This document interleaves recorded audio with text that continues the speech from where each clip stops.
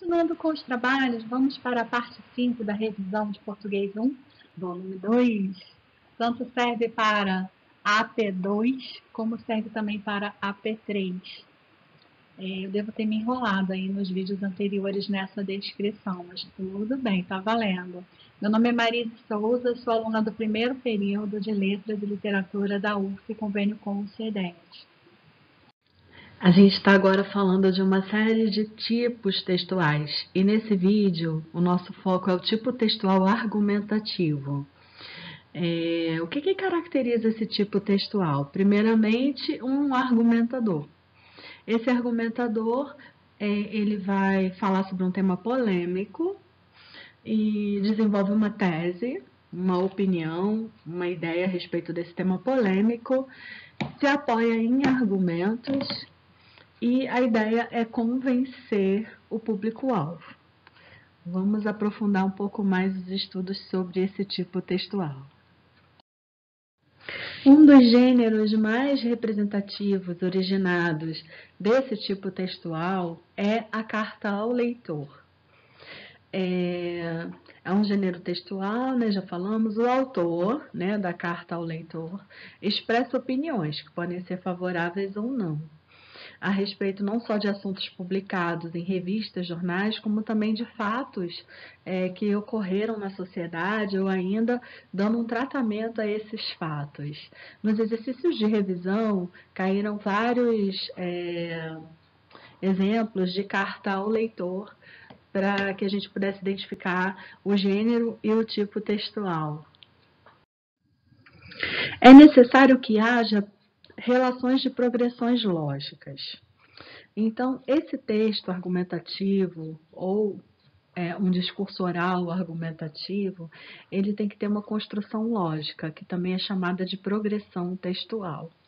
Todos os dados precisam estar bem encadeados de modo a manter uma progressão.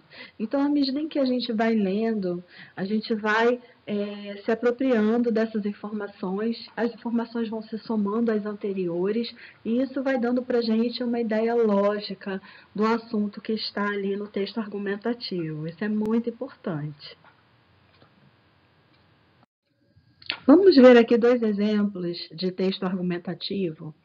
Um é formado pelo período composto por coordenação, onde o centro do Rio precisa de um choque de ordem, mas que seja eficiente. É uma oração coordenada sindética adversativa. Agora, um outro tipo por subordinação. Os guardas municipais ficam apitando quando o semáforo abre e fecha. Oração subordinada adverbial temporal. Mais lá na frente, nas outras matérias de português, a gente vai aprofundar esse tipo de análise. No momento, aqui são alguns exemplos de períodos que aparecem no texto argumentativo. Vocês conseguem perceber aí a emissão da opinião, a emissão de um argumento por parte de quem produziu o texto? Então, essa é a intenção. Talvez esse aqui seja um dos slides mais importantes do nosso vídeo, que são as características do tipo textual argumentativo. A primeira delas é que esse texto ele é constituído de uma linguagem denotativa. Então, será muito raro a gente encontrar a linguagem conotativa ou até mesmo figuras de linguagem nesse tipo textual. Os argumentos do texto são baseados em fatos ou dados. As citações e ou referências podem aparecer, como também podem aparecer provérbios e ditados populares para auxiliar na argumentação. E, por último, perguntas retóricas como uma provocação no texto.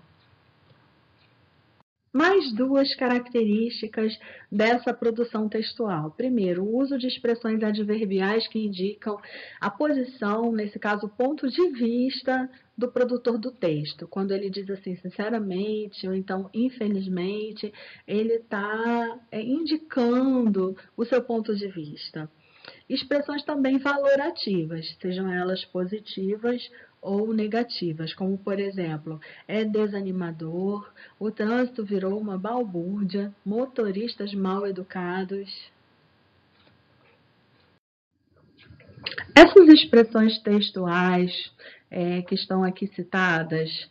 Por exemplo, dessa forma, do mesmo modo, não só, mas também, por um lado, por outro lado, em primeiro lugar, em segundo lugar, para começar, finalmente, são expressões que servem para arrumar as informações no texto argumentativo. E por isso elas são chamadas de organizadores textuais. Toda a atenção, minha gente, a esse slide. Os textos argumentativos, eles não apresentam uma progressão temporal, como a gente viu lá no tipo textual narrativo. O que ocorre? Ocorre o emprego de verbos no presente, então isso aí é o mundo comentado. Outros tempos verbais, quando eles aparecem, normalmente estão em citações, em exemplos, mas para a gente dizer que um texto é predominantemente argumentativo, essa característica é fundamental. Não haver uma progressão temporal e os verbos estarem, em sua maioria, no presente do indicativo. Os elementos do tipo textual argumentativo. O primeiro deles é o próprio argumentador, que visa persuadir o leitor para aceitar a ideia que é defendida. Será melhor quanto mais esse argumentador tiver credibilidade e autoridade no assunto. Aqui tem dois exemplos, um advogado defendendo o réu e o médico emitindo algum parecer sobre saúde. O segundo elemento desse tipo textual é o tema. O tema nada mais é do que o assunto de que trata o texto. Continuando com os elementos, o terceiro elemento é a tese. A tese é o ponto de vista do autor. E esse ponto de vista é objeto de demonstração.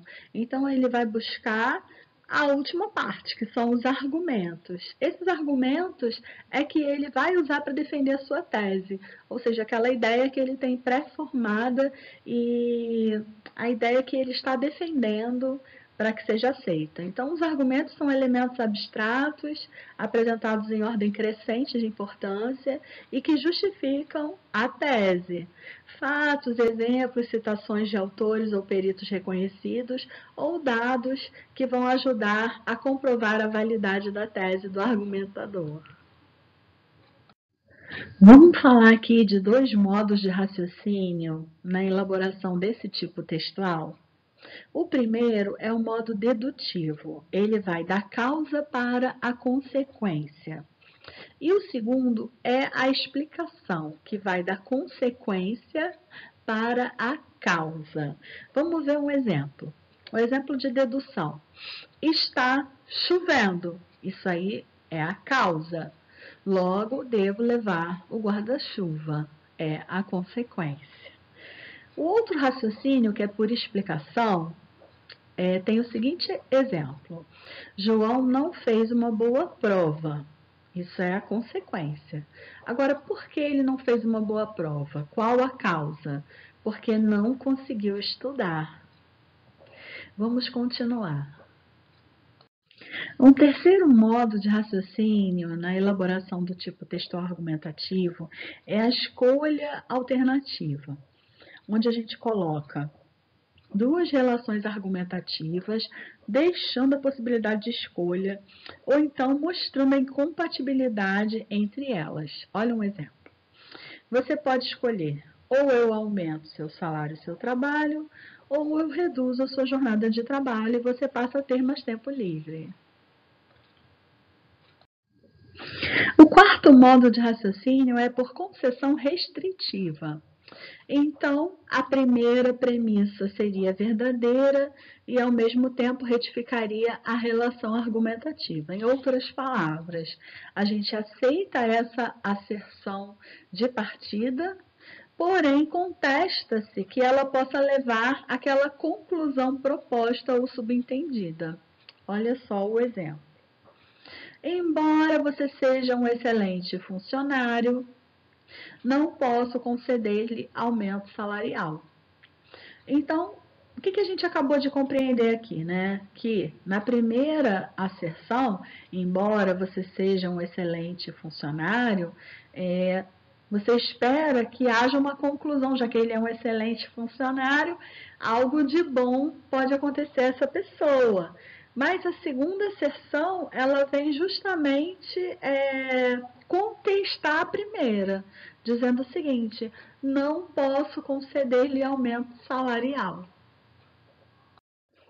Para encerrar esse vídeo, ficamos aqui com a sugestão de organização de um texto argumentativo.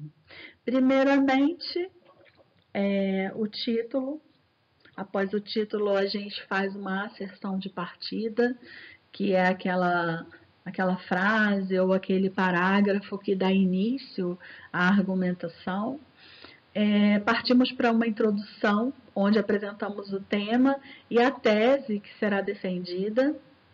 No desenvolvimento, fazemos uma asserção de passagem, utilizando argumentos favoráveis à tese, argumentos contrários à tese. E para finalizar o texto, nós chegamos a uma asserção de chegada, que é o posicionamento em relação ao tema e observação final. Tá aí, gente. Bons estudos e até o próximo vídeo.